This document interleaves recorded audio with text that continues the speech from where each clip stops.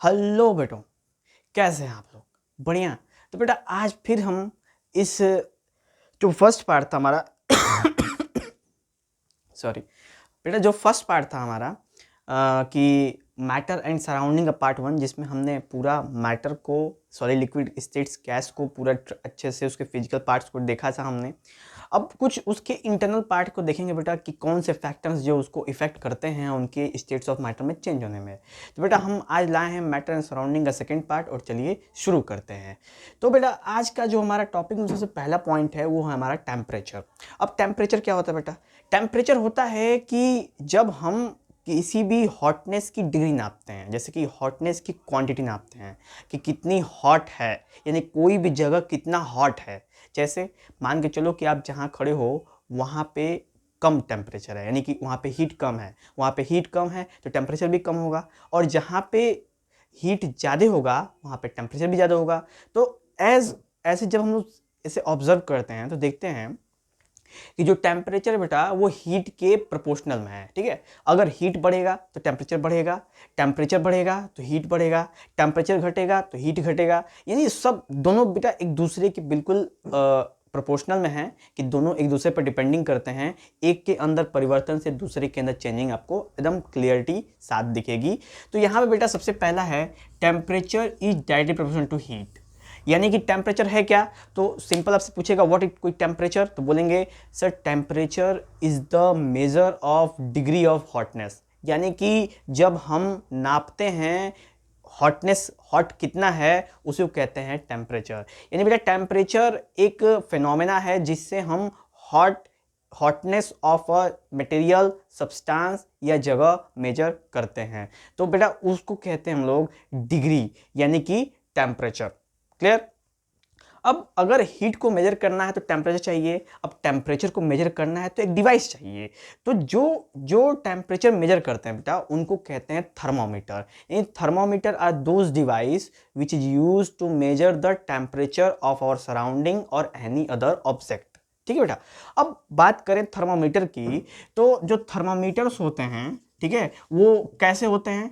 तो जो थर्मामीटर्स होते हैं बेटा वो जनरली बहुत सारे तरीके में बनाए गए हैं साइंटिस्टों के द्वारा। थर्मामीटर में पहला होता है बेटा मरकरी थर्मामीटर, Hg से मरकरी दिखाते हैं। यानी मरकुरी थर्मामीटर क्या होता है बेटा? यानी मरकरी थर्मामीटर वो थर्मामीटर होता है जिसके अंदर शीशे का होता है बेटा। ठीक है, शीशे का इतना बड़ा होता है ट्यूब टाइप का, और उसके अंदर मरकरी भरा रहता है। फिर जब आप उसको टेम्परेचर मेजर करते हो तो उसके अंदर वो मरकरी की जो मतलब की लेयर होती है वो धीरे धीरे धीरे धीरे उठने लगती है और हमको बताती है कि बॉडी का या किसी भी ऑब्जेक्ट का टेम्परेचर कितना है। वैसे तो बेटा थर्मोमीटर मरकरी होता है, और उसको क्लिनिक में भी यूज कर सकते हैं हम लोग। जो मरकरी वाला क्लिनिक में भी यूज होता है, और मरकरी वाला लेबोरेटरी में भी यूज होता है। ठीक है बेटा, लेबोरेटरी समझते हैं। चलिए हम लोग बात करते हैं बेटा। तो अगर प्रैक्टिकल जाएंगे कभी केमिस्ट्री के प्रैक्टिकल में तो आप देखेंगे वहाँ पे भी एक थर्मोमीटर रखे होते हैं, लेकिन जनरली वहाँ के थर्मोमीटर बड़ी लंबे होते हैं, 1-1 फुट के बराबर होते हैं। इतने इतने आपको थर्मोमीटर वहाँ पे देखने को मिलेंगे। यानी कि मरकरी थर्मोमीटर जो है बेटा वो भी मरकरी है, और जो हम जिससे हम लोग अपना बुखार नापते हैं, यानी कि टेम्परेचर नापते हैं बॉडी का, वो भी मरकरी थर्मोमीटर है। डिफरेंस क्या है कि जो लेबोरेटरी थर्मोमीटर है उसको लैब के लिए बनाया गया है। इन लैब में कोई भी एक्सपेरिमेंट करेंगे और अगर आपको किसी भी का टेम्परेचर जानने की कोशिश होगी तो वहाँ पे बेटा लेबोरेटरी थर्मोमीटर का हम जनरली प्रयोग करेंगे। लेकिन अगर हमको किसी की बॉडी की टेम्परेचर जानने की आवश्यकता है तो वहाँ पे लेबोरेटरी थर्मोमीटर ज़्यादा बढ़िया बेहतर वर्क नहीं करेगा, वहाँ पे क्लिनिकल थर्मोमीटर ही वर्क करेगा। वैसे बेटा पहले के समय में अगर बात करें तो पहले के समय में मर्क्यूरी थर्मामीटर का बहुत ज़्यादा उपयोग होता था, कि बहुत ज़्यादा लोग मर्क्यूरी थर्मामीटर के ऊपर जाते थे कि मर्क्यूरी थर्मामीटर का ही प्रयोग करेंगे। लेकिन जैसे जैसे हम लोगों ने बेटा अपने अंदर इवोल्यूशन लाए हैं, वही ह्यूमंस हैं, इवोल्यूशन का पुतला है, इवोल्यूशन करता रहेगा हमेशा। जैसे जैसे बेटा हम लोग इवॉल्व होते गए हैं वैसे वैसे थर्मोमीटर्स की भी क्वालिटी और क्वांटिटेटिवली दोनों को इंक्रीज किया गया है। कैसे? पहले बेटा मरकरी थर्मोमीटर होता था, फिर बाद में आया डिजिटल थर्मोमीटर जिसमें आपको नंबर्स लिखते हैं बेटा, बिल्कुल इस तरह का शेप होता है डिजिटल थर्मोमीटर का, ऐसे करके। ठीक है बेटा, ऐसे, और यहाँ पे ऐसे ऐसे नंबर लिखता है कि कितना नंबर है। ठीक है बेटा, शेप में मत जाना, थोड़ा सा इधर उधर हो सकता है। तो डिजिटल थर्मोमीटर में नंबर लिखेगा, आपको तुरंत बता देगा कि कितना, एकदम एक्यूरेट बताएगा। लेकिन अब उसके बाद हुआ कोरोना आया, कोरोना केस आया, सब जानते हैं, बहुत ही दुखद घटना थी हम लोग के लिए, पूरे विश्व के लिए बहुत ही प्रॉब्लमेटिक समय था। लेकिन कोरोना आया तो कोरोना ने एक और चीज़ आया, एक अलग तरह का थर्मामीटर। यानी इससे पहले उस मतलब कि कोरोना से पहले जितने भी थर्मामीटर थे हम लोग के पास, वो सारे के सारे कैसे थे, बॉडी टच यानी कॉन्टैक्ट थर्मामीटर थे। यानी कि हमको अगर किसी का टेम्परेचर मेजर करना है तो हमको बॉडी में टच करना पड़ेगा। लेकिन ड्यू टू कोविड अब टच का सिस्टम तो था नहीं, तो टेम्परेचर नापने का बेटा एक अलग सा सिस्टम साइंटिस्टों ने डेवलप किया, टेक्निकल टीम ने डेवलप किया, और उसका नाम है इंफ्रारेड थर्मामीटर। क्या हुआ बेटा, इंफ्रारेड थर्मामीटर। अब इंफ्रारेड थर्मामीटर क्या है बेटा, इंफ्रारेड थर्मामीटर बिल्कुल बंदूक की तरह होता है। ऐसे आपने देखा होगा, आपने स्कूल में देखा होगा, अब पब्लिक प्लेसेस में देखा होगा, हॉस्पिटल्स में देखा होगा, और कॉलेजेस में देखे होंगे, बहुत जगह और भी अलग अलग कंपनियों में देखा होगा कि स्टाफ लेके, और जब वो एम्प्लॉय या कोई ये स्टूडेंट या कोई बंदा जब अंदर आता है तो उसको चेक करते हैं कि उनका टेम्परेचर बॉडी का सही है कि नहीं है। तो करते क्या है बेटा, सिंपल माथे के यहाँ लगाते हैं थोड़ी सी स्पेस पे, दूरी पे, और उनको पता चल जाता है कि टेम्परेचर कितना है। तो वो उसके अंदर जो तरीका है जिससे वो पता चला है कि मतलब कि उसमें टेम्परेचर कितना है, वो तरीका है बेटा हमारा इंफ्रारेड थर्मामीटर का। ठीक है, क्योंकि इंफ्रारेड थर्मामीटर के अंदर ये सिस्टम है कि वो अपने अंदर से इंफ्रारेड निकालता है, बॉडी से टकराता है, बॉडी का कुछ हीट का पोर्शन लेके जाता है वापस, और बताता है कि हमारे बॉडी का टेम्परेचर कितना है। तो ये थे बेटा कुछ थर्मामीटर्स पहले से अब तक के। यानी कि हमेशा हमने ह्यूमंस ने बेटा हमेशा प्रयास करा है कि पास्ट से फ्यूचर की ओर हमेशा हम लोग अपग्रेडेड वर्जन में आगे बढ़ते चलें। ठीक है, क्योंकि सब चाहता है बेटा कि हम सोसाइटी में एक से बढ़ के एक खोज करें और दूसरों के मुकाबले अपने आप को और बेहतर दिखाएं। ठीक है बेटा, तो इसलिए हम नई से नई चीज़ें खोज जाती है। और वैसे भी एक टर्म बहुत ही कॉमन है बेटा, कहते हैं necessity is the mother of invention, यानी आवश्यकता ही आविष्कार की जननी है। यानी हमें आवश्यकता पड़ेगी हम आविष्कार करेंगे, फिर हमें आवश्यकता पड़ेगी फिर हम आविष्कार करेंगे। क्या पता भविष्य में भगवान करे ना हो कोई कोविड जैसा प्रॉब्लम, लेकिन भविष्य में और भी अलग अलग तरह के थर्मोमीटर्स का मतलब खोज की जाएगी बेटा। ठीक है, और वो खोज होगी हमेशा इवोल्यूशन के साथ होगी, हमेशा एक स्पार्क लाएगी टेक्नोलॉजी के फील्ड में, और हम कुछ नई नई चीज़ों के बारे में जान सकते हैं बेटा। तो हम और आप हमेशा साथ में बने रहेंगे तो हमेशा हम नई चीज़ें जरूर जानेंगे बेटा। चलिए, अब टेम्परेचर हो गया। टेम्परेचर क्या हो गया, डिग्री नापता है किसका, हॉटनेस का, सबसे पहला पॉइंट। उसके बाद टेम्परेचर की डिग्री हॉटनेस को किससे नापते हैं हम लोग, तो वो थर्मोमीटर्स नापते हैं। थर्मोमीटर कितने तरह के होते हैं, तो थर्मोमीटर कई तरह के होते हैं। एक लैब में थर्मोमीटर होता है, एक क्लिनिकल में भी होता है। अब क्लिनिकल के अंदर भी बहुत सारे थर्मोमीटर हो गए हैं, मर्क्यूरी थर्मोमीटर, डिजिटल थर्मोमीटर और इंफ्रारेड थर्मोमीटर। और लेबोरेटरी थर्मोमीटर में जनरली एक ही थर्मोमीटर का प्रयोग करते हैं बेटा, वो है आपका बेटा लैबोरेटरी थर्मोमीटर कहते हैं, जिसको बोलते हैं लैब थर्मोमीटर। उसकी साइज जो होती है ना बेटा, नॉर्मल जो थर्मोमीटर होता है उससे बड़ी होती है। ठीक है, काफ़ी साइज बड़ी होती है, और 1-1 फुट की होगी बेटा, अप्रॉक्सीमेटली 1-1 फुट की होती है। और उसको हम लोग जनरली प्रयोग करते हैं केवल लैब में ही, और किसी उपयोग के लिए प्रयोग नहीं करते हैं। ठीक है, बाहर के लिए नहीं प्रयोग हो सकता बेटा, वो लैबोरेटरी के लिए ही बनी है। ओके, चलिए अब आगे चर्चा करें तो टेम्परेचर को जो यूनिट में नापते हैं बेटा, हर चीज़ को यूनिट में नापते हैं हम। जैसे अगर आप दुकान पे गए और कहे भैया हमको 1 किलो चीनी दे देना, तो आपने क्या बोला, आपने बोला 1 kg। तो वो 1 kg क्या है, 1 kg एक यूनिट है, यानी आपने एक यूनिट में चीनी मांगा।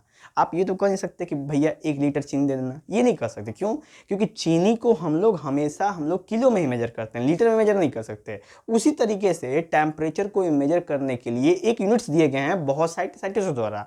जैसे पहला है डिग्री सेल्सियस। डिग्री सेल्सियस बेटा, जैसे आप लोग जनरली कॉमन यही सुने होंगे कि हमारे बॉडी का जो नॉर्मल टेम्परेचर है वो है 37 डिग्री सेल्सियस। यानी डिग्री सेल्सियस क्या है, तो डिग्री सेल्सियस एक ऐसा यूनिट है टेम्परेचर को मेजर करने का, जिसमें एक थर्मोमीटर होता है, उसमें 0 से 100 डिग्री सेल्सियस का मेंटेनेंस होता है। जब आप उसको उपयोग करते हैं तो उसमें वो टेम्परेचर, वो मर्करी ऊपर की तरफ बढ़ेगा, तो हमें पता चल जाता है कि टेम्परेचर कितना है उस बॉडी का। अब उसको एनालाइज करने के बाद डॉक्टर बताएंगे कि आपकी बॉडी टेम्परेचर हाई है कि लो है। ठीक है बेटा, और ज़्यादा हाई या ज़्यादा लो केस में ही हमेशा हम लोग प्रॉब्लमेटिक में रहते हैं, इसलिए प्रयास करना चाहिए कि हमारी बॉडी के टेम्परेचर हमेशा रेगुलेटेड रहे। ओके, चलिए, तो एक कंडीशन डिग्री सेल्सियस जो कि बेटा बहुत ही कॉमनली प्रयोग होता है, ठीक है। हमारे आसपास में दिनचर्या के मामले में सबसे ज़्यादा हम लोग प्रयोग जो करते हैं वो करते हैं डिग्री सेल्सियस, ठीक है। बच्चे के दिमाग में होगा, पूछेगा बेटा कितना टेम्परेचर था, तो वो झट से बोलेगा भैया आज 35 डिग्री सेल्सियस था। क्यों बोलेगा? क्योंकि आम तौर पे जो कॉमनली यूज लैंग्वेज है बेटा उसके अंदर हम डिग्री सेल्सियस का ही प्रयोग करते हैं।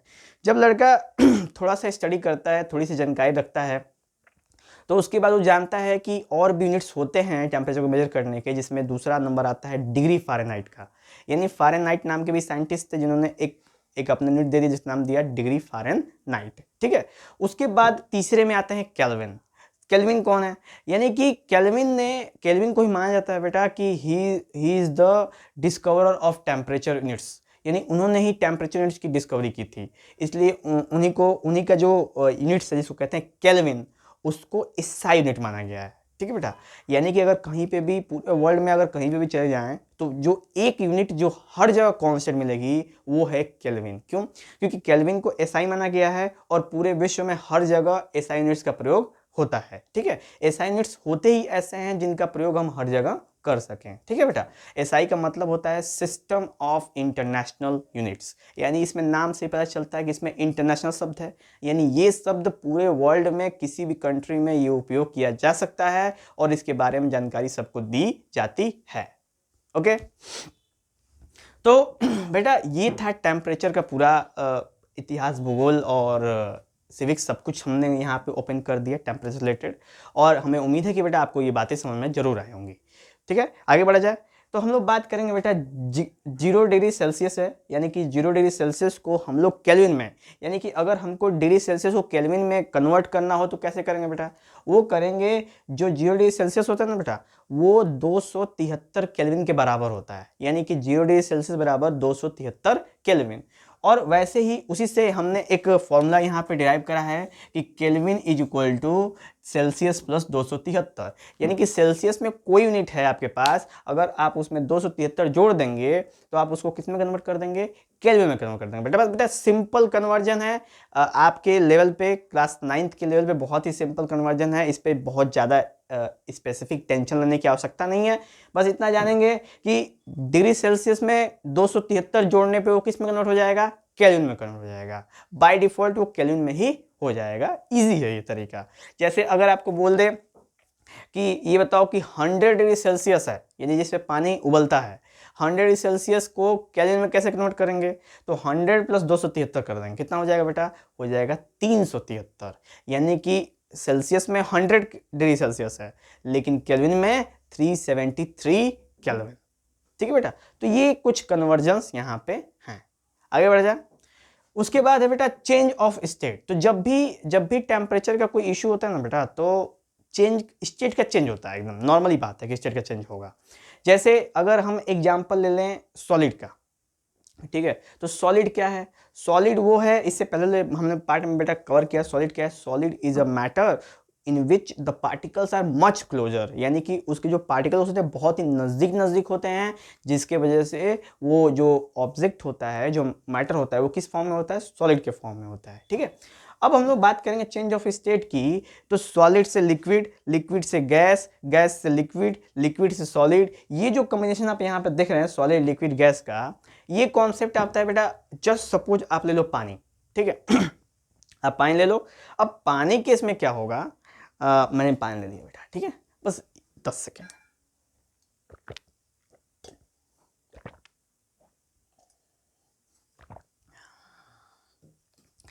Thank you.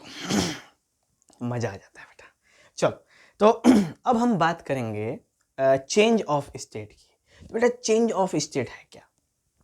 तो चेंज ऑफ स्टेट है कि जब कोई सब्सटेंस, जब कोई मैटर एक स्टेट से दूसरे स्टेट में पहुंचता है, तो आखिर ये स्टेट में पहुंचता कैसे है, इस पे डीलिंग करते हैं, चर्चा करते हैं। तो जब हम ध्यान देंगे बेटा इसमें कि मान लो कि यहां पे सॉलिड आइस है, ठीक है, ये आइस है। अब ये किस फॉर्म में बेटा? सॉलिड के फॉर्म में है। जब इस पे आप टेम्परेचर लगाओगे तो ये किस में कन्वर्ट हो जाएगा बेटा? ये कन्वर्ट हो जाएगा, ये कन्वर्ट हो जाएगा वाटर में, ठीक है। यानी पहले क्या था? आइस, उसके बाद क्या कन्वर्ट हो गया वाटर, और उसके बाद क्या होगा बेटा, उसके बाद हो जाएगा आपका, क्या हो जाएगा बेटा आपका, उसके बाद हो जाएगा वेपर। ठीक है, तो आपने क्या किया बेटा ये सब करने के लिए, तो हम लोगों ने किया है टेम्परेचर में चेंजिंग। टेम्परेचर और प्रेशर दो चीजें होती हैं, एक टेम्परेचर होता है, एक प्रेशर होता है।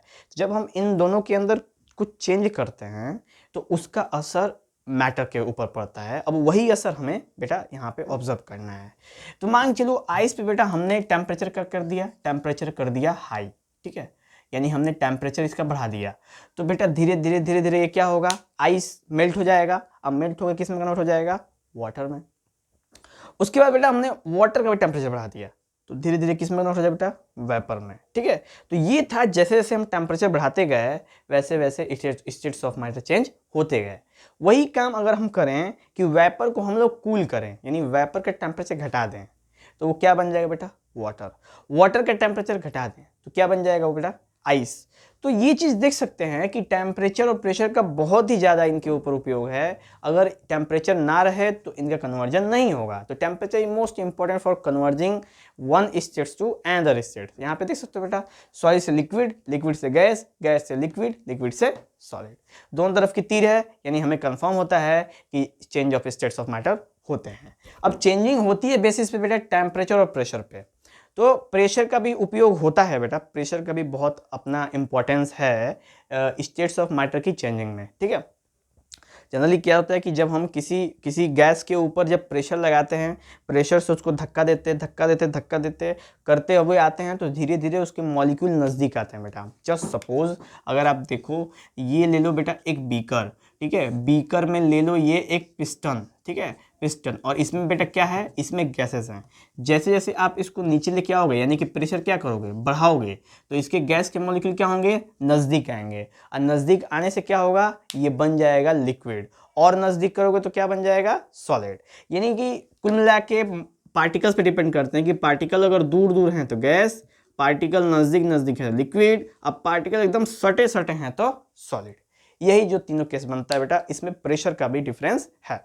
लेकिन अब आप कहोगे सर पिस्टन क्या है, तो मैं बता देता हूँ बेटा। आप सिंपल एग्जांपल लेना, जो सिरिंज देते हैं ना, जिससे हम लोग इंजेक्शन देते हैं, वो लेना, आगे का ढक्कन बंद कर देना उसका, मतलब नील हटा के उसमें पूरा क्लोज कर देना, और फिर पीछे से दबाने की कोशिश करना। ठीक है, पीछे से दबाने की कोशिश करो बेटा, दबेगा नहीं, ये चीज़ क्लियर है बेटा, दबेगा नहीं। क्यों नहीं दबेगा, क्योंकि अंदर आप क्या कर रहे हो, अंदर वैक्यूम बन गया है, और आप उस पर प्रेशर लगा रहे हो, दबाने की कोशिश कर रहे हो, और अंदर की जो गैसेस के मॉलिक्यूल हैं आप उसको एक नज़दीक करने की कोशिश कर रहे हो। ठीक है बेटा, तो आप वहां से इस एग्जाम्पल को देख सकते हैं। ठीक है, तो ये था बेटा condition change of temperature and pressure का। अब उन्हीं का इफेक्ट ऑफ टेम्परेचर देखेंगे बेटा पहले कंडीशन में, और फिर देखेंगे इफेक्ट ऑफ प्रेशर। तो इफेक्ट ऑफ टेम्परेचर में सबसे पहला पॉइंट जो आता है बेटा, हम उसको गौर करेंगे।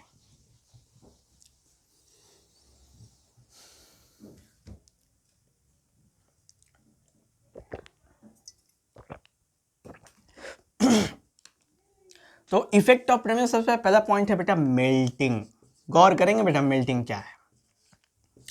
तो मेल्टिंग है कि जब किसी सॉलिड को, ठीक है बेटा, सॉलिड माने क्या, ये सॉलिड है, ठीक है, अब सॉलिड माने आइस ले लेते हैं बेटा, ठीक है, इस आइस का जब टेम्परेचर आप क्या करते हैं, इंक्रीज करते हैं। तो ये बेटा आइस कब तक रहता है, जब इसका टेम्परेचर बहुत ही लो होता है। ठीक है, तो जब आप इसका टेम्परेचर इंक्रीज करते हैं तो धीरे धीरे ऐसा क्या होता है ना कि एक ऐसा पॉइंट होता है, ठीक है बेटा, एक ऐसा, जैसे कि आप 0 डिग्री, फिर 1 डिग्री, फिर 2 डिग्री, ठीक है, फिर 3 डिग्री, फिर 4 डिग्री, फिर 5 डिग्री, फिर 6 डिग्री, ऐसे क्या कर रहे हो आप इसकी टेम्परेचर क्या कर रहे हैं बेटा, बढ़ाते जा रहे हैं।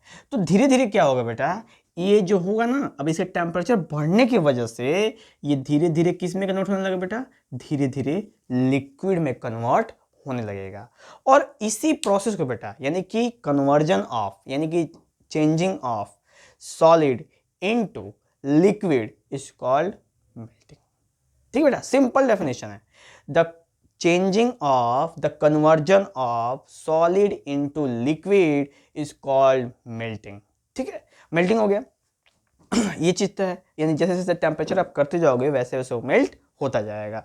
अब इसी में बेटा एक और पॉइंट होता है जिसको कहते हैं हम लोग मेल्टिंग पॉइंट। क्या कहते हैं बेटा? Melting point. तो मेल्टिंग समझे कि एक स्टेट ऑफ मैटर से दूसरे स्टेट ऑफ मैटर में होने, यानी कि सॉलिड से लिक्विड होने में जो प्रोसेस है उसको कहते हैं बेटा मेल्टिंग। तो मेल्टिंग पॉइंट क्या है? तो जब हम टेम्परेचर इंक्रीज करते हैं बेटा तो क्या होता है ना कि जैसे मान लो 0 रहा तो कोई असर नहीं है, 1 रहा तो कोई असर नहीं है, 2 रहा तो कोई असर नहीं है, 3 रहा तो कोई असर नहीं है, 4 आते ही मान लो कि वो पिघलना शुरू हो गया।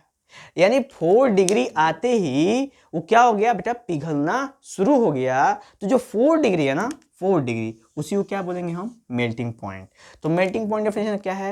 The point of temperature at which, गौर करना बेटा, the point of temperature at which the ice change into liquid is called, या solid change into liquid is called melting point. Clear हुआ बेटा? मुझे उम्मीद है कि क्लियर हुआ आप लोगों को। फिर से करे जाए एक बार और, चलो। मेल्टिंग क्या है? The conversion of solid into liquid is called melting. Clear? Melting point क्या है? द टेम्परेचर एट विच, यानी the temperature at which it convert from solid to liquid, यानी उस तापमान पे, उस टेम्परेचर पे, जिस टेम्परेचर पे सॉलिड से लिक्विड में वो कन्वर्ट हो रहा है, उसी को कहते हैं बेटा हम लोग melting point. Simple example ice है, बहुत ही कॉमन है बेटा। ठीक है, समझ में आया? चलो अब बात करते हैं बेटा वेपराइजेशन की। चलो आगे बढ़ा जाए बेटा हम लोग।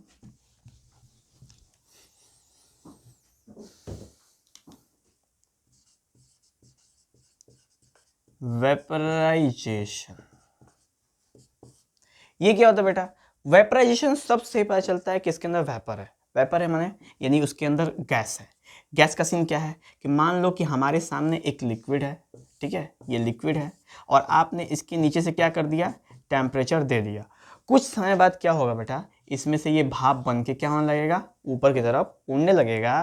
तो हम इसको कहेंगे कि ये वेपर में कन्वर्ट हो रहा है। ठीक है, तो जब ये चीज़ समझ में बेटा आपको, तो अब वेपरेशन होता क्या है? द प्रोसेस इन विच, गौर करना बेटा, the process in which the liquid change into gas. ठीक है, the process in which the liquid change into gas is called vaporisation. ठीक है बेटा, इन द वो प्रोसेस, जिस प्रोसेस में जो लिक्विड है वो किससे कन्वर्ट हो जा रहा है? गैस में कन्वर्ट हो रहा है, उस प्रोसेस को कहते हैं बेटा हम लोग वेपराइजेशन। ठीक है, क्लियर? बातें समझ में आई बेटा?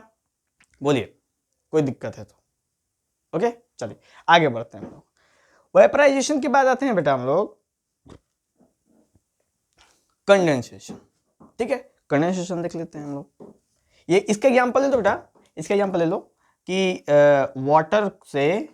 वाटर से क्या बन गया? ये वाटर वेपर बन गया। ठीक है, ये एग्जांपल बेस्ट ले सकते हो कि वाटर से वाटर वेपर बनने को क्या बोलते हैं हम लोग? बोलते हैं इसको वेपराइजेशन। यानी ये वेपर में कन्वर्ट हो गया, यानी ये गैस में कन्वर्ट हो गया। ठीक है, नेक्स्ट बात करेंगे बेटा हम लोग कंडेंसेशन। देखिए यहाँ पे है कंडेंसेशन, इसको नोट कर लेना बेटा आप लोग नोट के तौर पे, बहुत इंपॉर्टेंट है। ठीक है, ये चार्ट है जो आपको रिवीजन करने में बहुत मदद करेगी। तो बेटा कंडेंसेशन क्या होता है? तो कंडेंसेशन होता है कि द कन्वर्जन ऑफ, ठीक है बेटा, कंडेंसेशन क्या है कि द कन्वर्जन ऑफ, एक the conversion of gas into liquid. बेटा अब उल्टा हो गया, देखो वेपराइजेशन का उल्टा हो गया ये। ठीक है, क्या हो गया? जब हम वेपर से लिक्विड में कन्वर्ट होते हैं, यानी कोई भी मैटर जब वेपर से लिक्विड में कन्वर्ट होता है, इसी कन्वर्जन को क्या बोलते हैं बेटा? कंडेंसेशन। यानी कंडेंसेशन एक शब्द है कंडेंस, इसका मतलब होता है कि ठंडा होना, शांत होना, ठंडा होना। ठीक है बेटा, तो ये जो वेपर है वो गर्म होगा, जब वो ठंडा हो जाएगा तो क्या बन जाएगा? लिक्विड बन जाएगा। इसको बोलते हैं हम लोग कंडेंसेशन। ठीक है, और ये केस होता है बेटा आसमान में। ठीक है, अभी देखो गर्मी दिनों में कंटिन्यूअस यहाँ पे गर्मी होती रहती है, पानी भाप बन के ऊपर उड़ते रहता है, जाके बादल बनता है। फिर बादल जब कंडेंस होता है, यानी बादल जब ठंडा हो जाता है, तो पानी सारा कहाँ जाता है? रिमझिम आ जाता है नीचे। ठीक है बेटा, तो ये था कंडेंसेशन। तो इसका एग्जाम्पल ले लो बेटा, इसको ले लो जैसे कि स्टीम से बन जाता है वापस क्या? वाटर, ठीक है। तो स्टीम से वापस वाटर बनने के जो केस है वो एग्जांपल आप कंडेंसेशन में बहुत ही इजीली पिकअप कर सकते हैं, कोई इशू नहीं, ठीक है। नेक्स्ट बात करेंगे बेटा हम लोग फ्रीजिंग।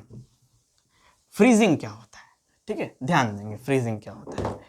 तो फ्रीजिंग जो देखिए बेटा, केमिस्ट्री में बहुत सारे नेम से ही आपको बहुत चीजें सब पता चल जाती हैं कि ओहो ये तो यही है, ये तो यही है। तो आप थोड़ा नेम पे गौर करेंगे, उनके मतलब पे गौर करेंगे। मैक्सिमम टाइम जो उनका असली मतलब होता है नेम का, वही उनके अंदर भी कॉन्सेप्ट होता है, ठीक है। तो बेटा आपको अगर वर्ड मीनिंग भी कुछ क्लियर है, दिमाग में सेट है, तो वो भी आपको हमेशा एप्लीकेबल और यूजफुल ही मिलेंगे, ठीक है। चलिए तो बात करते हैं बेटा फ्रीजिंग की। फ्रीजिंग क्या होता है? तो फ्रीजिंग सबसे पता चलता है कि हमने फ्रीज कर देना है। फ्रीज करना मतलब रुक देना है। जैसे बेटा मैं फ्रीज हो गया, ठीक है, गो बोलो गो बोलो गो बोलो, हाँ मैं हिल गया, हाँ। तो फ्रीजिंग शब्द का मतलब क्या है? फ्रीजिंग शब्द का मतलब है कि जब लिक्विड, ठीक है बेटा, जब लिक्विड को हम क्या कर दें, कूल कर दें, ठीक है। कंडेंसेशन में क्या कर रहे थे बेटा, हम वेपर को कूल कर रहे थे। तो इसमें लिक्विड को अगर कूल कर दें तो क्या बन जाए, वो बन जाए क्या, सॉलिड, ठीक है बेटा, क्या बन जाए, सॉलिड बन जाए। इसी कहते हैं फ्रीजिंग, यानी कि the process in which the conversion of liquid into solid is called freezing. और एग्जांपल, लिक्विड टू आइस, जब हम पानी से क्या बनाते हैं बेटा, बर्फ बनाते हैं, ये है सबसे इसका बेस्ट एग्जांपल, ओके। तो एक चीज गौर करेंगे बेटा कि जो हमने ये 4 पॉइंट आपके सामने नोट किया ना, मेल्टिंग, वेपराइजेशन, कंडेंसेशन, फ्रीजिंग, इसमें से 2 पॉइंट के अंदर यानी कि मेल्टिंग और वेपराइजेशन हम क्या करते हैं, टेम्परेचर को बढ़ाते हैं, ठीक है। मेल्टिंग में, वेपराइजेशन क्या करते हैं, टेम्परेचर को बढ़ाते हैं, और कंडेंसेशन और फ्रीजिंग में क्या करते हैं, टेम्परेचर को घटाते हैं। तो बेटा हमने टेम्परेचर को बढ़ाना और टेम्परेचर को घटाना, दोनों केस में हमने ये कंडीशंस ऑब्जर्व कर लिए, और इनके नेम याद रखना बेटा, और प्रोसेस, ठीक है, ताकि जब क्वेश्चन पूछेगा ना 1 2 नंबर 3 नंबर में, तो आप एकदम गर्दा मचा देना वहां पे, एकदम ऐड कुछ नहीं है, एग्जाम्पल भर देना है एकदम बढ़िया से, क्लियर। तो बेटा ऐसे करके हमने इफेक्ट ऑफ टेम्परेचर के जो 4 टर्म्स थे उसको हमने समझा, ठीक है। और अब हम बेटा आगे चलेंगे जिसका नाम है लैटेंट हीट, ठीक है। चलो नोट कर लीजिए बेटा इसको।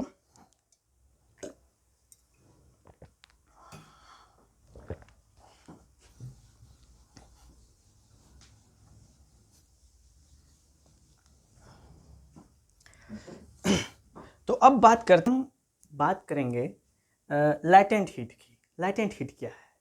तो लैटेंट का मतलब होता है बेटा गुप्त। क्या होता है? लैटेंट का मतलब होता है हिडन। हिडन मतलब छिपा हुआ। क्या बोलते हैं इसको? छिपा हुआ। इसको बोलते हैं लैटेंट। लैटेंट माने हिडन, ठीक है बेटा।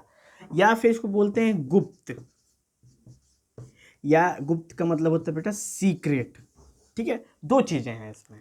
अगर आपसे बोले कि लैटेंट हीट क्या होता है, तो हीट तो जानते हैं बेटा कि heat is the form of energy, यानी हीट एक एनर्जी का फॉर्म है जो हमें कोल्डर या हॉटनेस का एहसास कराता है, यानी we feel the coldness and the hotness of surrounding. जब हम किसी चीज़ की कोल्डनेस या हॉटनेस को फील करते हैं बेटा, उसी को कहते हैं हम लोग हीट। अब heat is a form of energy, तो क्लियर है। तो इसमें एक कंडीशन आता है लैटेंट हीट का बेटा। तो लैटेंट हीट क्या है? तो लैटेंट हीट वो हीट है जो हमें दिखती नहीं है, यानी हम उसे विजिबल नहीं करते थे, यानी कि उसको हम लोग देख नहीं सकते, समझ नहीं सकते, लेकिन फील नहीं कर सकते, और उसे हम मेजर भी नहीं कर सकते, यानी कि हम कहीं उसे थर्मामीटर पे देख भी नहीं सकते, यानी थर्मामीटर पे हम ऑब्जर्व भी नहीं कर पाएंगे उसको, और वो अपना वर्क कर जाए, ठीक है बेटा। यानी कि वो हीट अपना जो कार्य उसका है वो कर जाए, इसी को कहते हैं बेटा लैटेंट हीट। तो ये तब बेटा इसका हिंदी में कि लैटेंट हीट क्या है। वैसे लैटेंट हीट का डेफिनेशन अगर आपसे पूछेगा तो क्या बताएंगे कि the energy which requires to convert one form of matter into another form, ठीक है बेटा, गौर करना। यानी कि ये एक ऐसा तरीका है, लैटेंट हीट एक ऐसी हीट है जो कि इनविजिबल है, मतलब कि ये हिडन है, छिपी हुई है, और वो एक स्टेट ऑफ मैटर को दूसरे स्टेट ऑफ मैटर में कन्वर्ट कर देती है और सिस्टम को पता भी नहीं चलता है कि ये हीट कहाँ से आई और कैसे गई। तो इस तरह की हीट को कहते हैं बेटा हम लोग लैटेंट हीट, यानी टेम्परेचर में कोई चेंज नहीं होता है पर एक स्टेट ऑफ मैटर दूसरे स्टेट में क्या हो जाता है बेटा, कन्वर्ट हो जाता है। तो इसी को बोलते हैं हम लोग लैटेंट हीट।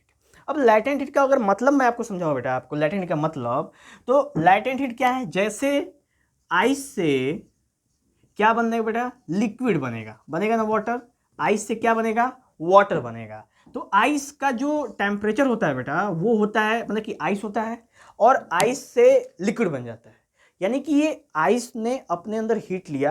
अब जैसे मान चलो कि 0 डिग्री पे आइस है, 1 डिग्री पे भी रहता है, 2 डिग्री पे भी रहता है, 3 डिग्री पे रहता है, 4 डिग्री पे रहता है, और एक ऐसा समय आता है बेटा कि उसका टेम्परेचर फिक्स रहता है, यानी कि 4 डिग्री टेम्परेचर पे ही ये 4 डिग्री टेम्परेचर रहता है, और उस कंडीशन में ये आइस के फॉर्म में भी रहता है और वाटर के फॉर्म में भी हो जाता है। ठीक है बेटा, यानी कि ये जो 4 डिग्री सेल्सियस है उस समय, यानी उस समय ये आइस में भी रहता है और लिक्विड में भी रहता है, और यहाँ पे बेटा लैटेंट हीट वर्क करता है। कैसे, ये आइस से सीधा किस में कन्वर्ट हो जाता है बेटा, लिक्विड में कन्वर्ट होता है, लेकिन टेम्परेचर में कोई चेंजिंग नहीं होती है। यानी कि 4 डिग्री सेल्सियस पे, जस्ट सपोज 4 डिग्री सेल्सियस पे आइस भी हमें मिलेगा और पानी भी हमको मिलेगा, लिक्विड मिलेगी, यानी कि 4 डिग्री सेल्सियस पे हमारे पास सॉलिड भी है, 4 डिग्री सेल्सियस पे हमारे पास बेटा लिक्विड भी है, दोनों कंडीशन है, आइस भी है लिक्विड भी है। अब कैसे पॉसिबल है 4 डिग्री सेल्सियस पे ये दोनों कैसे पॉसिबल है, तो ये पॉसिबिलिटी होती है बेटा due to the presence of latent heat. होता क्या है कि आइस में एक लैटेंट हीट लगता है, और जिसके बारे में हम लोग डिस्कस करेंगे बेटा कि लैटेंट हीट 2 पार्ट में डिवाइड है, उसको आगे डिस्कशन किया जाएगा। यानी आइस में एक ऐसा लैटेंट हीट वर्क करता है जिसको, जो आइस को कन्वर्ट किस में कर देता है बेटा, लिक्विड में कन्वर्ट कर देता है बिना टेम्परेचर के चेंज किए। यानी टेम्परेचर में कोई चेंजिंग नहीं होती है, टेम्परेचर में कुछ चेंजिंग हुई नहीं, 4 डिग्री सेल्सियस पे आइस था और 4 डिग्री सेल्सियस पे पानी बन गया, यानी टेम्परेचर में कोई चेंजिंग नहीं हुई। तो ऐसी कौन सी चीज थी जिसने इसको आइस से कन्वर्ट कर दिया लिक्विड में, तो वो जो है बेटा उसी को बोलते हैं हीट। कैसी हीट, लैटेंट हीट। और लैटेंट हीट मतलब इसको बोलते हैं बेटा हिडन हीट, यानी जो हीट छिपी हुई है, हम ऑब्जर्व नहीं कर सकते, हम मेजर नहीं कर सकते, देख नहीं सकते थर्मोमीटर में, वो हीट को कहते हैं बेटा हम लोग लैटेंट हीट। तो क्लियर है बेटा लैटेंट हीट क्या होता है।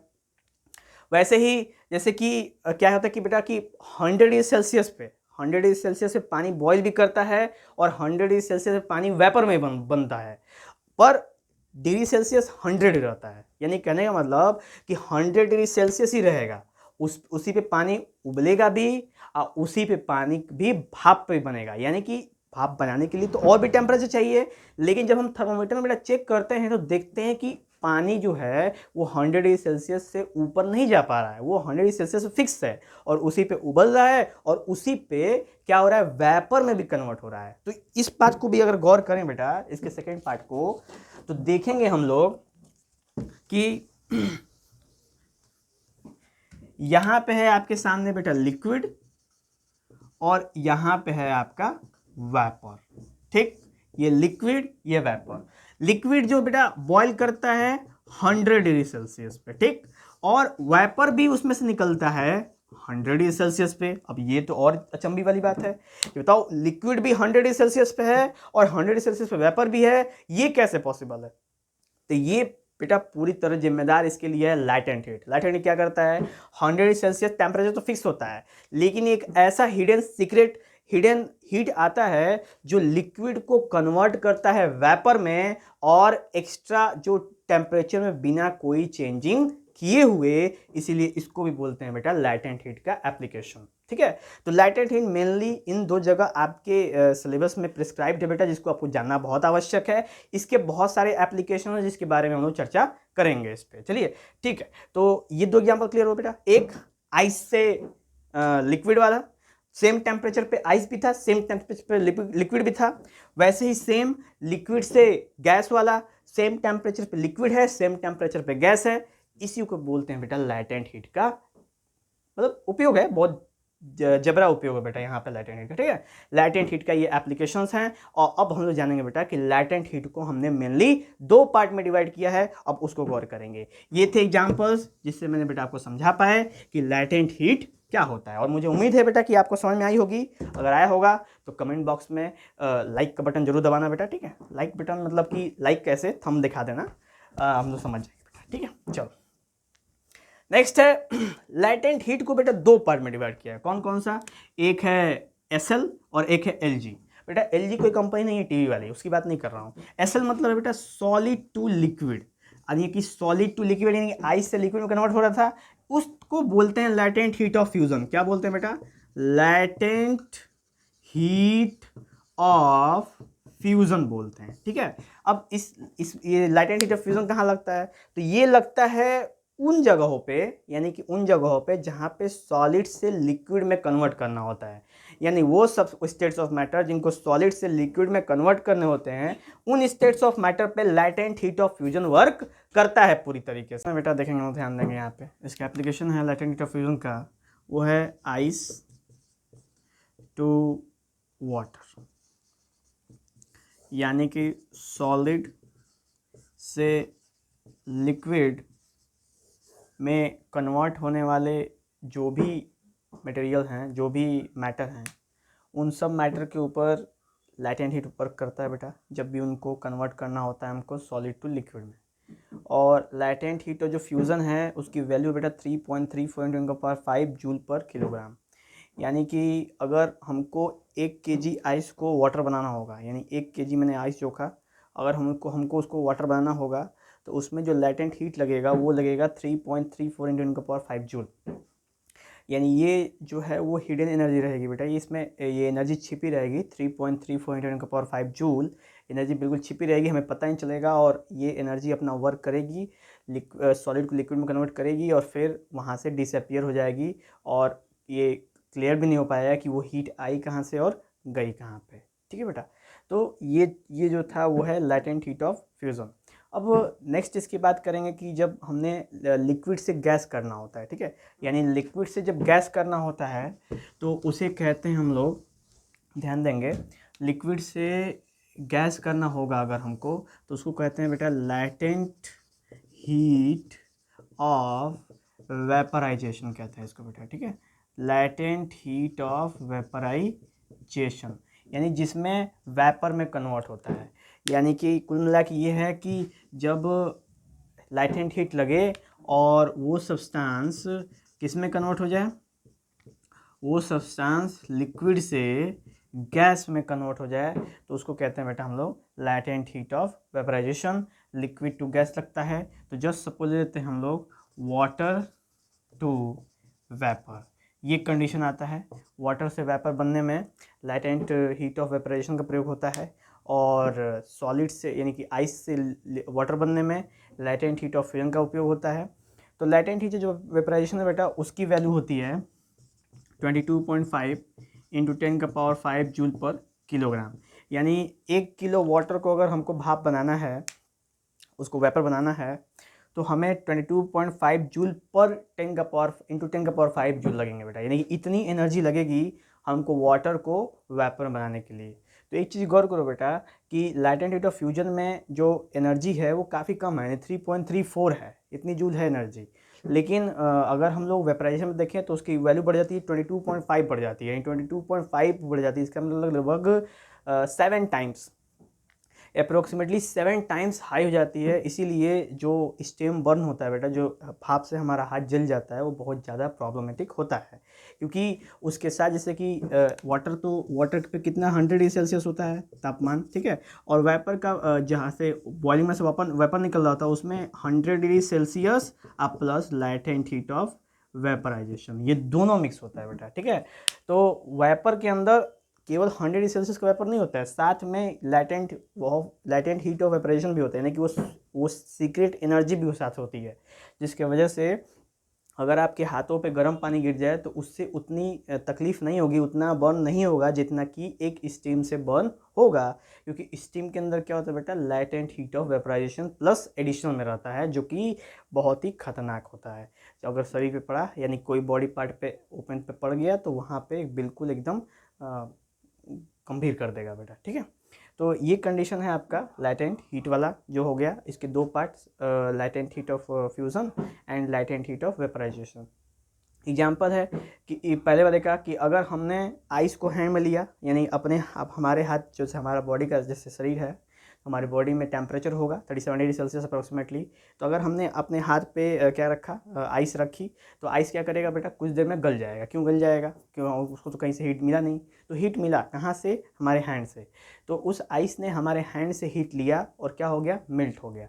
तो जो हमारे हैंड से वो हीट निकल रहा है उसी को कहेंगे बेटा लैटेंट हीट, ठीक है। यानी आइस ने हमारे हैंड में से लैटेंट हीट लिया और क्या हो गया, मेल्ट हो गया।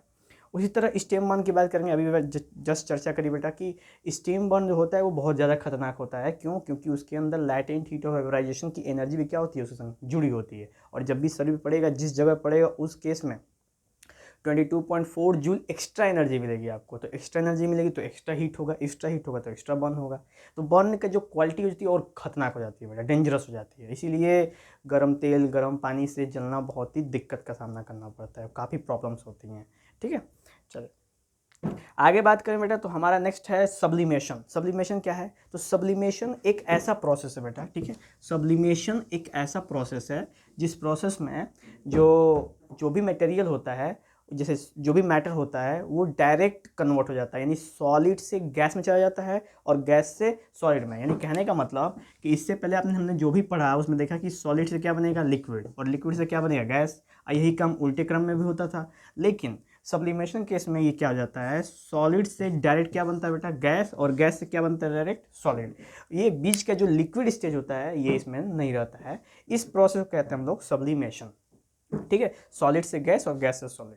इसका प्रयोग बहुत काफ़ी हमारे डे टू डे लाइफ में हो जाता है बेटा, क्योंकि मॉडर्न ज़माने में बहुत ज़्यादा इसका उपयोग है। इसमें पहला केस है सॉलिड CO2। जैसे कि आप देखेंगे स्टेज पे धुआं सब करते हैं लोग, तो जो स्टेज पे धुआं होता है वहाँ पे सॉलिड CO2 का प्रयोग होता है। जैसे कि अल्कोहल जो लोग लेते हैं वो भी सॉलिड CO2 का प्रयोग करते हैं, ड्राई आइस जिसको कहते हैं बेटा। और दूसरा है कैम्फर। कैम्फर आपने जाना होगा, कपूर।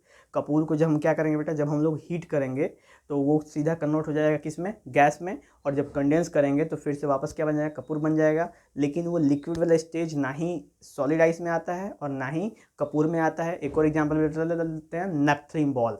नेपथलीन बॉल ना, वो गोली आती है कपड़ों में रखने वाली, दुकानों में मिलती है, वो थोड़ा सा स्मेल करता है, तो वो नेपथलीन बॉल होती है बेटा। उसको कपड़े में डाल देते हैं और जब दोबारा कपड़ा निकालते हैं देखते हैं वो गायब हो जाती है। क्यों, क्योंकि वो कन्वर्ट हो जाती है डायरेक्ट सॉलिड से गैस में, और गैस में कन्वर्ट होने में कोई भी लिक्विड छोड़ती नहीं है। तो उस तरह के जो भी तरह के मैटर्स होते हैं बेटा, वो सारे के सारे किस में आते हैं, सब्लिमेशन प्रोसेस के अंडरगोज में आते हैं सारे के सारे, ठीक है। तो ये हो जाता है बेटा सब्लिमेशन क्लियर। अब इसका कुछ प्रैक्टिकल्स है जिसको हम लोग बेटा शॉर्ट्स में आपको प्रेजेंट करूंगा मैं। शॉर्ट्स आप लोग देखते रहिए, डेली कुछ ना कुछ आपको मिलता रहेगा बेटा। आज के शॉर्ट्स में मैंने आपको एटमॉस्फेयर में वाटर वेपर के बारे में रिप्रेजेंट करा है, आप इसे देख सकते हैं इजीली तरीके से। नेक्स्ट है बेटा ट्रायंगुलरिटी ऑफ स्टेट्स ऑफ मैटर। यानी ट्रायंगुलरिटी ऑफ स्टेट्स ऑफ मैटर क्या है, तो एक चीज़ गौर करेंगे बच्चे हम लोग कि जैसे सॉलिड है, लिक्विड है और गैस है, ठीक है। ये तीन स्टेट्स ऑफ मैटर है और हमारे पास है ट्रायंगुलरिटी ऑफ स्टेट्स ऑफ मैटर, यानी कि जो त्रिकोणीय बना है, तो हमने इसको त्रिकोणीय बना दिया, ऐसे ट्रायंगल टाइप बना दिया।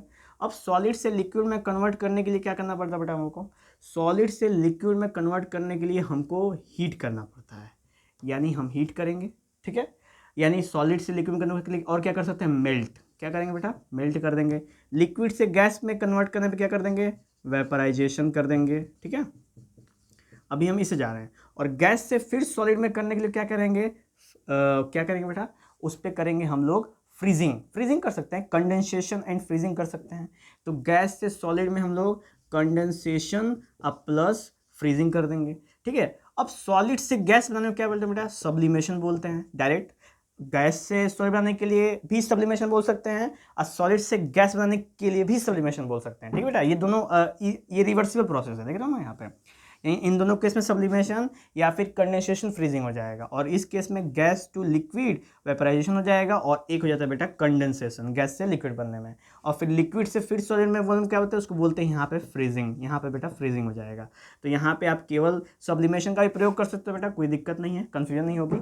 तो ये ट्रायंगुलर वहाँ पे बनता है, और ये ट्रायंगुलर प्रेजेंट करता है कि सॉलिड लिक्विड गैस तीनों एक दूसरे तीसरे के क्या हैं, बिल्कुल एक ट्रायंगुलर फॉर्म में है, और सब एक दूसरे पे डिपेंड कर रहे हैं, एक के बिना दूसरा अधूरा, दूसरे बिना तीसरा अधूरा। ठीक है बेटा, तो ये इस तरीके से ट्रायंगुलरिटी रूल आता है। ये जनरली कहीं मेंशन नहीं किया जाता है, पूछा जाता है, फिर भी जानकारी होना आवश्यक है, तो मैंने कहा जस्ट फॉर फन आपको बता दूं ये चीज़। ठीक है, चलिए अब बात करेंगे बेटा हम लोग इफेक्ट ऑफ प्रेशर की। ठीक है, इफेक्ट ऑफ प्रेशर क्या है?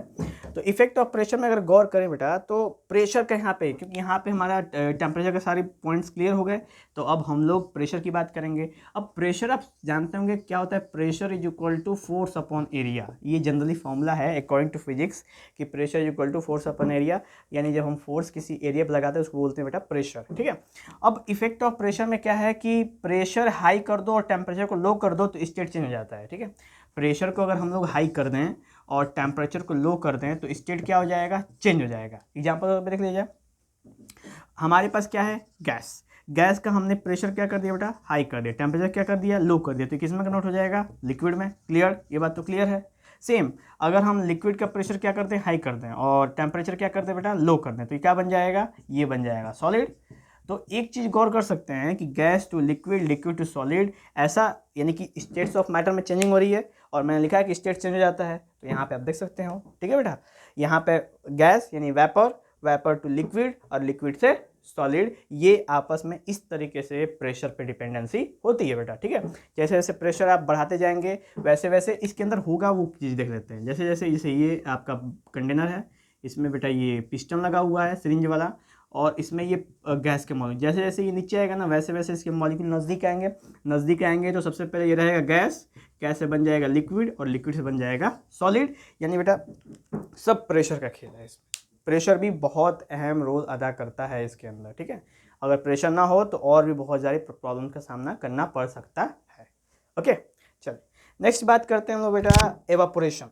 इसके एग्जाम्पल देख लेते हैं बेटा। ठीक है, एग्जाम्पल में अमोनिया है और सॉलिड CO2, यानी कि हम प्रेशर की मदद से अमोनिया का भी फॉर्मेशन करते हैं जो ठंड ठंड कूलिंग के लिए वर्क करता है, और सॉलिड CO2 का भी फॉर्मेशन करते हैं जिसको कहते हैं बेटा ड्राई आइस, इसको भी कूलिंग के तौर पर प्रयोग किया जाता है। तो दोनों को कूलिंग के तौर पर प्रयोग कर सकते हैं। ठीक है, इसको कूलेंट भी कह सकते हैं आपके अपनी भाषा में। नेक्स्ट है, चलिए नेक्स्ट है बेटा एवापोरेशन। एवापोरेशन क्या होता है उसको देख लेते हैं हम लोग। एवापोरेशन बेटा जब एवापोरेशन का मतलब कि जब हम लिक्विड को ठीक है बेटा, और किस में कन्वर्ट कर दें, वेपर में कन्वर्ट कर दें, लिक्विड से वेपर में कन्वर्जन को ही क्या बोलते हैं बेटा, एवापोरेशन बोलते हैं। ठीक है, लेकिन इसमें एक कंडीशन हो जाती है कि एवापोरेशन होने के लिए ज़रूरी नहीं है कि वो 100 डिग्री सेल्सियस पे जाए, यानी ज़रूरी नहीं है कि वो बॉइलिंग पॉइंट पे जाए। बॉइलिंग पॉइंट हमारा टेम्परेचर 100 डिग्री सेल्सियस होता है, तो एवापोरेशन किसी भी टेम्परेचर पे हो सकता है बेटा, ये सबसे इंपॉर्टेंट बात है एवापोरेशन की। ठीक है, वेपराइजेशन के लिए चाहिए आपको पूरा 100 डिग्री सेल्सियस, लेकिन एवापोरेशन किसी भी टेम्परेचर पे हो सकता है। टेम्परेचर पे कोई डिपेंडेंसी एवापोरेशन की नहीं होती है, ये हमेशा होता रहता है 24 घंटे 24/7 ये एवापोरेशन होता रहता है हर जगह से, पेड़ से, पौधों से, पत्तों से, मैंने ह्यूमन से, एनिमल से, ज़मीन से, हर जगह से, जो जगह हो सकता है बेटा वहाँ से एवापोरेशन 24/7 ये कंटिन्यूसली होते रहते हैं। क्यों? क्योंकि ये टेम्परेचर पे डिपेंड नहीं करते हैं बेटा। ठीक है, यानी कि इनको बॉइलिंग पॉइंट की आवश्यकता नहीं है, ये बिना बॉइलिंग पॉइंट किए भी एवापोरेशन कर सकते हैं, एवापोरेशन प्रोसेस कंडक्ट हो सकता है। तो अभी आपसे पूछे बेटा व्हाट इज एवापोरेशन, कहेंगे the conversion of liquid into gas is called evaporation without attaining the boiling point या boiling temperature, यानी बिना boiling temperature या boiling point को पकड़े हुए हम एवापोरेशन करवा सकते हैं, कर सकते हैं, और इसमें कोई भी टेम्परेचर का इफेक्ट नहीं पड़ता है। ठीक है बेटा, चलिए आगे बढ़े हम लोग। तो एवापोरेशन इसका एग्जाम्पल कर लेते हैं हम लोग। तो एग्जाम्पल में क्या है बेटा ना कि जो पेड़ होते हैं, ये पेड़ होते हैं ना, तो पेड़ बहुत मतलब कि 24/7 जब तक वहाँ पे रहते हैं तब तक इसमें से ये पानी क्या करता होता है, निकलता जाता है, वाटर साइकिल अगर जानते हो बेटा, वाटर साइकिल क्या होता है, तो वाटर साइकिल होता है जिसमें पेड़ों में से, पौधों में से, ज़मीन में से, नदी में से, तालाब में से, हर जगह से पानी ऊपर जाता है, ऊपर जाके बादल बनता है, बादल होकर फिर ठंडा होकर फिर नीचे आता है, इसको वाटर साइकिल कहते हैं। अब इस वाटर साइकिल में बेटा एवापोरेशन का बहुत बड़ा रोल है। क्यों? क्योंकि अगर पानी वेपर नहीं बनेगा और हमेशा, अब पानी के लिए अगर वेपर बनने के लिए 100 डिग्री सेल्सियस देना पड़ेगा तो कोई बचेगा नहीं धरती पे, सबके सब मर जाएंगे। तो ये सब चीज़ों को देखते हुए एवापोरेशन जो प्रोसेस है, जो वो है तो नेचुरल है बेटा, हम बनावटी नहीं कह रहे हैं, ठीक है। एवापोरेशन एक नेचुरल प्रोसेस है जिसके अंदर बिना 100 डिग्री सेल्सियस अटेन किए, यानी कि बिना बॉइलिंग पॉइंट पे पहुँचे हुए हमें क्या हो जाता है, एवापोरेशन होते रहता है, यानी कि पानी वेपर में क्या होता रहता है, बनते रहता है। इसी प्रोसेस को क्या कहते हैं बेटा, एवापोरेशन कहते हैं, ठीक है। एग्जाम्पल आपके सामने है वाटर साइकिल, सबसे बेस्ट एग्जाम्पल। नेक्स्ट है बेटा फैक्टर्स अफेक्टिंग एवापोरेशन, यानी कि कौन से ऐसे फैक्टर हैं, कौन से ऐसे कारण हैं जो एवापोरेशन को अफेक्ट करते हैं। तो इसमें टेम्परेचर भी है, लेकिन जैसे कि ये नहीं है कि 100 डिग्री सेल्सियस जाने पे ही वो वेपराइजेशन करेगा, कम पे भी ये वेपर्स कन्वर्ट होते हैं, बशर्ते ये स्लो होते हैं या फास्ट होते हैं, ठीक है बेटा, ये कंडीशन है। क्योंकि बात सही है, जब गर्म होगा कोई वस्तु तभी तो उसमें से भाप निकलेगा, अब गर्म होगा ही नहीं तो भाप कैसे निकलेगा, सबसे बड़ा पॉइंट है बेटा इस पे। चलिए तो आगे बढ़ते हैं, फैक्टर्स अफेक्टिंग एवापोरेशन। तो सबसे पहला फैक्टर बेटा टेम्परेचर, ठीक है। टेम्परेचर पे ये डायरेक्टली डिपेंड करता है, इसको कवर कर लेते हैं बेटा, इसको हटा देते हैं, फिर आपको दिखा देंगे इसको। इसमें है कि फैक्टर्स अफेक्टिंग बेटा पहला फैक्टर है कि जो एवापोरेशन है वो टेम्परेचर के डायरेक्टली प्रोपोर्शनल है, यानी टेम्परेचर अगर बढ़ाएंगे तो रेट ऑफ एवापोरेशन भी क्या होगा, बढ़ेगा। टेम्परेचर घटाएंगे तो रेट ऑफ एवापोरेशन भी क्या होगा, घटेगा। एग्जाम्पल तो बेटा आप दे सकते हैं कि गर्मी दिनों में जो कपड़े होते हैं बहुत जल्दी सूख जाते हैं, ठीक है, बाहर डाल दो एकदम, इतनी जल्दी गर्मी, इतनी खतरनाक गर्मी पड़ती है कि सब वहीं पे खत्म हो जाए, तो इसलिए कपड़े जल्दी सूखते हैं। लेकिन ठंडी के दिनों में बेटा कपड़े जल्दी नहीं सूखते हैं। क्यों नहीं सूखते हैं? क्योंकि उस समय बाहर का जो टेम्परेचर होता है वो लो होता है, और लो टेम्परेचर की वजह से रेट ऑफ एवापोरेशन में क्या हो जाता है, घट जाता है, ठीक है। चलिए नेक्स्ट है बेटा, ये हो गया एवापोरेशन टेम्परेचर पे डिपेंडेंसी हो गई। दूसरा है सरफेस एरिया। बेटा ये सरफेस एरिया पे डिपेंडेंसी होती है, ठीक है। अगर मान के चलो कि जैसे कि जो रेट ऑफ एवापोरेशन है वो सरफेस एरिया के डायरेक्टली प्रोपोर्शनल है। कहने का मतलब अगर सरफेस एरिया बढ़ाओगे तो रेट ऑफ एवापोरेशन भी क्या होगा, बढ़ेगा। जैसे एग्जांपल, अगर आप गर्म दूध लेते हो ग्लास में, ठीक है, और वही गर्म दूध लेते हो आप पतीले में, यानी कि सॉसर में लेते हो, तो जो गर्म दूध ग्लास में लियो और जो गर्म दूध पतीले में लियो, पतीला वाला दूध सबसे जल्दी ठंडा होगा और ग्लास वाला दूध लेट ठंडा होगा। क्यों? क्योंकि ग्लास का जो ऊपर का मतलब कि जो एरिया है बेटा वो है कम, ऊपर का सरफेस एरिया क्या है, कम है, और जो पतीला है उसका सरफेस एरिया ज़्यादा है। तो जिसका सरफेस एरिया ज़्यादा होता है उसका रेट ऑफ एवापोरेशन क्या होता है, ज़्यादा होता है बेटा, ठीक है। हमने यहाँ पे एग्जाम्पल मेंशन किया था, यहाँ पे मिल्क इन सॉसर, यानी कि जब हम पतीले में दूध लेते हैं तो दूध बड़ी जल्दी ठंडा होता है, गिलास में दूध लेते हैं तो दूध बहुत स्लोली ठंडा होता है, ठीक है बेटा। चलिए नेक्स्ट बात करेंगे हम लोग ह्यूमिडिटी। ह्यूमिडिटी क्या होता है? तो ह्यूमिडिटी का मतलब होता है बेटा नमी। नमी नाम सुना होगा आप लोग, नमी। ये नमी का मतलब क्या होता है? तो नमी का मतलब होता है बेटा हमारे एटमॉस्फेयर में कंटिन्यूसली एवापोरेशन होता रहता है, एवापोरेशन की वजह से वाटर वेपर जाता है।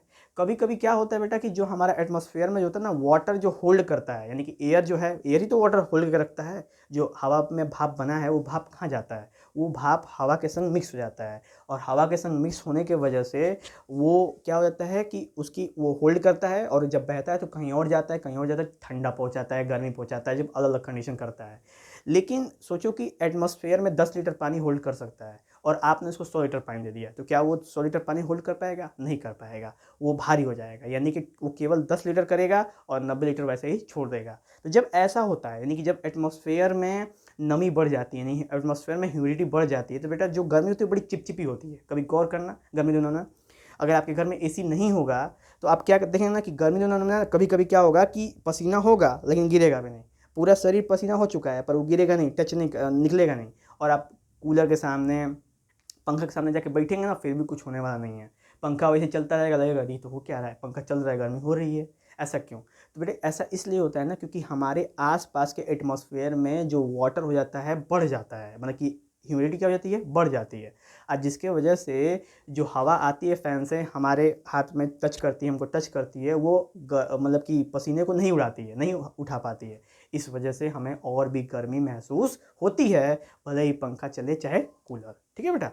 तो ये प्रॉब्लम्स हैं पंखे और कूलर्स की जब हम ह्यूमिडिटी का कंडीशन आता है। ह्यूमिडिटी केस एक और है बेटा कि ह्यूमिडिटी के दिनों में जब ह्यूमिडिटी बढ़ जाती है, ठंडी दिनों में अक्सर ह्यूमिडिटी बहुत ज़्यादा बढ़ जाती है, तो कपड़े भी बहुत लेट सूखते हैं, क्योंकि एटमॉस्फेयर में पहले से ही पानी है, पहले से ही पानी है, और आपने कपड़े धो दिए उसमें भी पानी है। अब क्या है कि हवा जब बहती है तो क्या करती है, अपने साथ पानी लेके निकल जाती है, नहीं हवा ऐसे आएगी पानी लेके निकल जाएगी, ठीक है बेटा।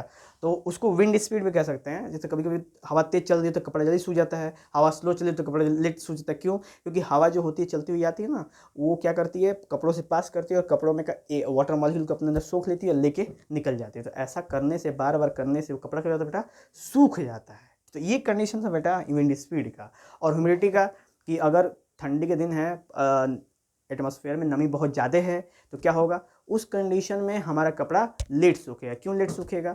लेट सूखने का कारण ये है कि कंडीशन है लेट सूखने का कि एटमॉस्फेयर में पानी बढ़ गया है। अब एटमॉस्फेयर की कैपेसिटी है 10 लीटर की और आप दे रहे हो 20 लीटर, तो क्या वो 20 लीटर तो होल्ड कर नहीं पाएगा? अभी आपकी कैपेसिटी है 5 लीटर पानी पीने का, और आपको कहा गया कि 50 लीटर पानी पियो, तो क्या आप पी पाएंगे? नहीं पी पाएंगे, केवल 5 लीटर पियेंगे, 45 लीटर छोड़ देंगे। तो वही चीज़ एटमॉस्फेयर भी करता है, जब उसको ज़रूरत पड़ती है तो वो लेता है, जब उसका मन भर जाता है, सेचुरेट हो जाता है, तो छोड़ देता है बाकी सब, जिसकी वजह से परेशानियाँ हमें हो जाती हैं। हमारे दिनचर्या में जो बेटा वर्क हो रहे होते हैं उसमें थोड़ा सा दिक्कत हो जाता है, तो कहते हैं ओहो बहुत गर्मी है, ओहो बहुत ठंडी है, ये सब बातें बढ़ने लगती है, ठीक है। चलो आगे बात करें बेटा। अब फैक्टर्स अफेक्टिंग ऑपरेशन तो हो गया, अब इससे केसेस रिलेटेड कौन कौन से हैं। तो पहला है बेटा स्पिरिट पेट्रोल ऑन हैंड। तो कभी कभी गौर करना बेटा, इसको मैं एक्सपेरिमेंट करके दिखाऊंगा आपको। कभी लेना स्पिरिट या फिर पेट्रोल लेना, पेट्रोल को अपने हाथ पे थोड़ा सा गिराना, देखना कुछ देर में पेट्रोल उड़ जाएगा। क्यों? क्योंकि हमारे हाथ में गर्मी है, हीट रहती है, और पेट्रोल क्या करता है, हमारे हाथ के लैटेंट हीट को खींच लेता है और खींच के अपने वेपर बन जाता है, यानी लिक्विड वेपर बन गया, और वहाँ उस जगह को क्या कर देता है, ठंडा कर देता है। क्यों? क्योंकि उसने उस जगह के हीट को लेके क्या हो गया है, निकल गया है। तो ये कंडीशन था बेटा हमारा स्पिरिट या पेट्रोल ऑन हैंड का। तो ये भी क्या है, एवापोरेशन वाली बात है, ठीक है बेटा, क्योंकि वहाँ पे हमारा लैटेंट हीट ही खाली काम किया और लिक्विड से क्या बन गया, वेपर बन गया। क्लियर? तो ये भी एक इंपॉर्टेंट पॉइंट है। दूसरा है अर्दन पॉट। तो गर्मी दिनों में बेटा मिट्टी का बर्तन रखते हैं, जैसे गगरी उगरी रखते हैं पानी उनी भरने के लिए, ताकि हमें ठंडी पानी मिले। वो पानी ठंडा क्यों करता है गगरी? क्योंकि मिट्टी का है, तो इसलिए नहीं, फिर तो फ्रिज बेकार है तब तो बेटा कंडीशन क्या होता है ना, कि जब नया मिट्टी का बर्तन लेते हैं तो उसमें बहुत छोटे छोटे छिद्र होते हैं, ठीक है। कभी देखना नया मिट्टी का बर्तन लेके आना, तो उसमें आंखों से देखना बेटा, जब पानी डालोगे ना तो वो पानी क्या होगा कि वो पानी उस छिद्र में से बाहर निकलेंगे, ठीक है। अब वो छिद्र में से बाहर निकल के आ गए टॉप पे। अब जो बाहर की हवाएं होती हैं ना बेटा, गर्मी दिनों में हवाएं बहुत गर्म होती हैं, तो जो बाहर की गर्म हवाएं होती हैं वो जब मटके से अगर टकराती हैं तो मटके में जो छोटे छोटे वाटर ड्रॉपलेट होते हैं ना, उसको लेके निकल जाती हैं। और ऐसा करने से वो जो मटके की गर्मी होती है बेटा, वो जो हीट होती है वो क्या होता है, लेके निकल जाता है। तो इन एक्सचेंज जब हीट निकल गया तो वहाँ पे क्या छोड़ेगा, हीट निकल गया तो वहाँ पे कूलनेस छोड़ेगा। इस वजह से मटके का पानी क्या होता है बेटा, गर्म होता है। मटके का पानी आपको गर्मी में ही गर्म मिलेगा, कभी बरसात में यूज़ करना नहीं समझ में आएगा, क्योंकि बरसात में तो खुद ही ह्यूमिडिटी बहुत ज़्यादा होती है, तो बरसात में नहीं पता चलेगा। ये बस जब गर्मी बहुत हाई होती है, हवा बहुत तेज चलती है, लू बहता है खाली, तब ये कंडीशन काम करता है, ठीक है। नेक्स्ट बात करेंगे बेटा ट्रांसपिरेशन। ट्रांसपिरेशन क्या होता है? तो अक्सर प्लांट जो होते हैं वो अब कि अपनी अपनी दुखड़ा किसी को रो तो सकते नहीं हैं, वो तो सब कुछ अपने ही करना होता है, इलाज विलाज खाना पीना सब कुछ।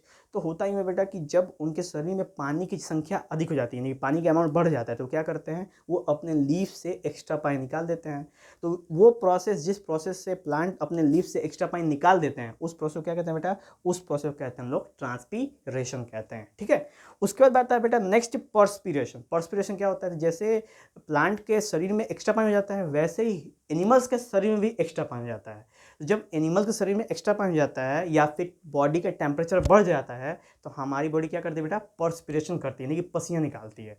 पसीना निकालने से क्या होता है, पसीना निकालने से हमारी बॉडी का टेम्परेचर क्या हो जाता है, डाउन होता है, जिसे हम 37 डिग्री सेल्सियस क्या करते हैं, मेंटेन करके रखते हैं। अगर हमारे बॉडी टेम्परेचर बहुत ज़्यादा बढ़ गया या घट गया तो बहुत सारी प्रॉब्लम्स का सामना हमको करना पड़ सकता है, ठीक बेटा। बीमारी हो सकती है, बुखार हो सकता है। इस वजह से हमारी बॉडी नेचुरली क्या करती है, पर्सपीरेशन प्रोसेस करती है, यानी स्वेटिंग करती है अपने से, और स्वेटिंग करके हमारे बॉडी के टेम्परेचर को रेगुलेट रखती है, प्लस एक्स्ट्रा पानी बाहर निकाल देती है, ठीक बेटा। साथ में टॉक्सिक एलिमेंट भी स्वेट के रास्ते से, ओके। ये हो गया बेटा। नेक्स्ट है कूलर। कूलर कैसे वर्क करता है? तो कूलर क्या करता है, बाहर की गर्म हवा को अंदर खींचता है बेटा, और अंदर खींच के और फिर उसमें से पानी के पानी की जो ड्रॉपलेट्स होते हैं वो मिक्स हो जाते हैं और फिर फैन के रास्ते से बाहर निकलते हैं। तो कहते हैं ओहो बहुत ठंड लग रही है। लेकिन यही चीज़ गर्मी में बस वर्क करती है बेटा, बरसात में ह्यूमिडिटी वाले रीजन, ह्यूमिडिटी के समय में बिल्कुल वर्क नहीं करती। क्यों? क्योंकि बाहर भी पानी की जनसंख्या बहुत ज़्यादा है, amount of water is very high बाहर भी, और जब वही अमाउंट हैवी वाला एयर अंदर आएगा तो कहाँ वाटर सोखेगा, वही वैसे ही हैवी एयर बाहर फेंकेगा और हमें लगेगा कि ओहो cooler is not working, cooler is not working. ठीक है बेटा, तो इसीलिए उसे इस ह्यूमिडिटी वाले रीजन में केवल एक ही चीज़ वर्क करती है बेटा, वो है एसी। वैसे एसी तो ठीक है, लेकिन वो बहुत ही क्या करती है बेटा, बॉडी को नाजुक बना देती है, यानी कि बहुत ही सेंसेशन हो जाती है कि छोटा सा भी गर्मी हो जाता है तो बहुत दिक्कत हो जाती है। इस वजह से हमें हमेशा बेटा थोड़ा धूप में रहना चाहिए, थोड़ा सा धूप को सेकना चाहिए, विटामिन डी लेनी चाहिए, ताकि हमें किसी चीज़ की हैबिचुअल एक्शन ना पड़े, वरना एसी से बाहर आएंगे जल जाएंगे, तुरंत पकौड़ी बन जाएंगे। ठीक है बेटा, चलिए, तो ऐसे करके ये सारे पॉइंट्स हो गए बेटा क्लियर, और हमारा जो ई वाला पार्ट था इवापोरेशन फैक्टर अफेक्टिंग, और उसके केसेस हो गए समाप्त। और बेटा मैं प्रयास करूंगा जो भी मैंने केसेस बताए हैं उन केसेस को मैं आपको रिप्रेजेंट करके दिखाऊं, ताकि आप ये समझ सके कि हाँ ये एक्सपेरिमेंट कैसे हो रहा है। और मैक्सिमम एक्सपेरिमेंट बेटा आप इसको घर पर कर सकते हैं और देखेंगे रिजल्ट बिल्कुल वही आएगा जो हम लोग किया जाएगा। ठीक है बेटा, बिल्कुल ओरिजिनल रिजल्ट। ओके, चलिए उसके बाद बेटा हम लास्ट पॉइंट पकड़ते हैं, स्टेट्स ऑफ मैटर। तो जैसा हमने शुरुआत में बात करी थी बेटा पार्ट 1 में कि स्टेट्स ऑफ मैटर कितने होते हैं, तो हमने वहाँ पे देखा था कि टोटल 3 स्टेट्स ऑफ मैटर होते हैं, लेकिन in originality there are 5 states of matter. 5 states of matter हैं। कौन कौन से बेटा हैं? पहला है सॉलिड, दूसरा है लिक्विड, तीसरा है गैस, जो हम जान चुके हैं। उसके बाद चौथा, पाँचवा बेटा, चौथा और पाँचवा, चौथा है बेटा प्लाज्मा। ठीक है, प्लाज्मा है, और पाँचवा है BEC। अब ये क्या है थोड़ा सा जान लेते हैं इसके बारे में, काफ़ी है, ज़्यादा जानेंगे दिक्कत हो जाएगी क्योंकि आपके सिलेबस में है नहीं, बस एक जस्ट फॉर नॉलेज आपको ये चीज़ दिमाग में रखनी है। ठीक है बेटा, प्लाज्मा क्या होता है? तो प्लाज्मा एक ऐसा मैटर है स्टेट्स का जिसमें जितने नंबर ऑफ पॉजिटिव चार्ज होते हैं उतने ही नंबर ऑफ नेगेटिव चार्ज होता है। तो मान के चलो कि अगर इसमें 100 थे पॉजिटिव चार्ज हैं, 100 पॉजिटिव चार्ज हैं, तो कितने नेगेटिव चार्ज होंगे? 100। तो इस तरह के क्या कहते हैं बेटा, स्टेट्स ऑफ मैटर को कहते हैं हम लोग प्लाज्मा स्टेट्स ऑफ मैटर कहते हैं। ठीक है, इसका एग्जाम्पल ले सकते हैं, सन प्लाज्मा है, स्टार प्लाज्मा है, और आयंस, क्योंकि इसके अंदर बहुत सारे आयंस होते हैं, तो सन और स्टार्स के अंदर बहुत सारे आयंस होते हैं। तो ये थे बेटा प्लाज्मा के एग्जाम्पल, सन और स्टार्स। क्योंकि बहुत ग्लो करते हैं क्योंकि उनके अंदर फुल ऑफ प्लाज्मा भरा होता है, क्योंकि प्लाज्मा बहुत ही ज़्यादा हॉट होता है बेटा, बहुत हॉट, जिसको सोच नहीं सकते लोग, सोच से परे हॉट होता है। नेक्स्ट बात करते हैं BEC बेटा। इसका BEC नाम इसलिए पड़ा ना, इसको कहते हैं बोस आइंस्टाइन कंडेंसेट, यानी कि इसमें 2 लोगों का हाथ है इस स्टेट्स ऑफ मैटर के लिए, 5th स्टेट के लिए। उसमें है सत्येंद्रनाथ बोस और अल्बर्ट आइंस्टाइन। दोनों ने मिलके एक रिसर्च करा, एक स्टेट्स ऑफ मैटर पे गौर करा, उस पर पूरा थ्योसिस बनाई, थ्योरेटिकल किया, कुछ बातें बताई, कुछ फैक्ट्स और एजुकेटेड नॉलेज स्क्रिप्ट सबको तैयार किया बेटा, और कंबाइन किया। तो एनालिसिस करने के बाद पता चला कि एक नया स्टेट्स ऑफ मैटर को कहते हैं हम लोग BEC, यानी बोस आइंस्टाइन कंडेंसेट।